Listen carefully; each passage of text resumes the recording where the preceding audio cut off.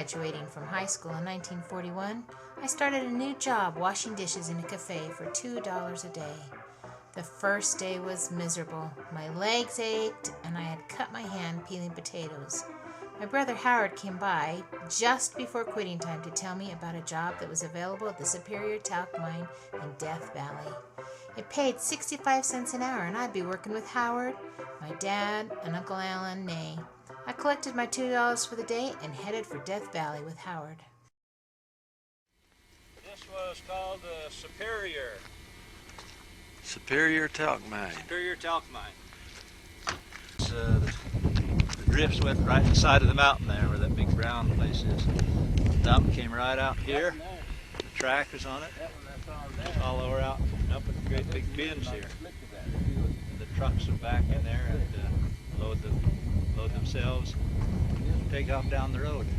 We'd keep the bins full.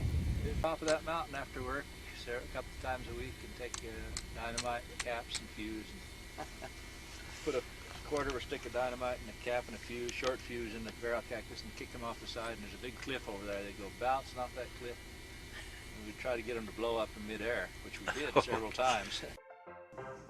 Howard and I also loved to play tricks on one another. One day I came up with a great joke to play on my brother.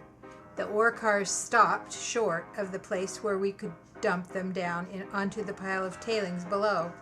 To correct this problem, I lowered the elevation of the track coming down out of the mine. The thought came to me to lower the tracks just a little too much. I wanted to watch Howard panic as the car overshot the mark. I thought he would realize the situation soon enough to stop the car before it hit the barricade. With a straight face, I explained to Howard that I had adjusted the rails, and he could now ride the car all the way to the dumping spot without having to push it for the last few feet like he had before. I helped him shovel about 2 tons of mine waste into the rail car. Then I watched as Howard pushed the ore car to start it and jumped on the back to ride it out of the mine tunnel. I followed behind, keeping out of sight. I heard him singing the song Riding Down the Canyon, enjoying the echo created by the tunnel. When he got outside, I crouched down in the entrance of the mine to watch the fun. There was about 100 yards between the mine entrance and the end of the dump. The car picked up speed as I had planned, but Howard didn't notice. He kept riding, and he kept singing. I got more and more worried as he came closer to the end of the track without jumping off and slowing down the ore car. Finally, at the very last moment, just before the car hit the barricade at the end, Howard saw the danger and jumped clear. The heavy iron car with the 2 tons of waste smashed the barricade of timbers and scattered them like toothpicks. Then it continued over the edge of the dump, tumbling end over end for the full height. It made an unbelievable racket, which echoed loudly until the car finally came to rest in the gully far below. I wasn't laughing now. I was feeling guilty about the runaway ore car and Howard's close call. But Howard took it all in good spirits, and he helped me retrieve the mine car in the old mine pickup and haul it back up to the mine. Unfortunately, our dad spotted us and gave us both a scolding for not being more careful with mine property. One day I was bringing a load of talc out of the tunnel there, and there's a big old chuckawalla on the side of the entrance, and it went into a crack in the rock there. So I grabbed it by the tail, and they just let go of they just turned their tails loose and just pulled its tail off. So I got my carbide, took a handful of carbide and threw back in the crack where he was, they blow themselves up to hold themselves tight. Threw that handful of carbide back in there and threw a cup of water in on that, and got my carbide light off my head and torched it. I don't know what happened to the chuckawalla because I singed all the hair off my eyebrows and my arms, and it blew up right in my face. I came out the worst on that deal.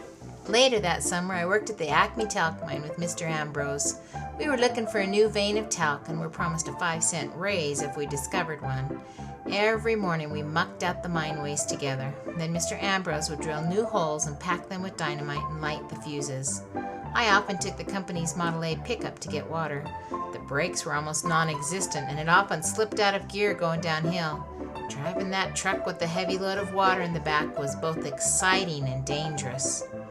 After the blasting dust and gases had settled down and we'd eaten dinner, we always went back to the mine to see if we'd broken into a new vein of talc. One day, I stayed to help drill holes and set dynamite. We lit 13 fuses and then walked out of the mine to wait for the explosions. It was important to know that they had all exploded, so we counted as they went off. I thought I heard only 12, but I wasn't sure, so I didn't say anything, and neither did Mr. Ambrose. We went back to the cabin and ate. Mr. Ambrose took his turn washing up as I lay on a cot, reading a copy of The Improvement Era that had been left in the cabin. When the dishes were done, Mr. Ambrose was eager to go check the mine for ore. I'm not an avid reader, so I surprised myself when I asked him to wait. Just as we were at the entrance to the mine, we heard a big explosion, and a gust of air hit our faces. One fuse must have blown out, but later reignited to cause the delayed explosion. If not for the magazine article that had somehow held my interest, we would have been bending over the dislodged waste with our carbide lamps lit just as the last stick of dynamite exploded. I felt a strong sense of gratitude to my Heavenly Father for the impression received that preserved my life that day.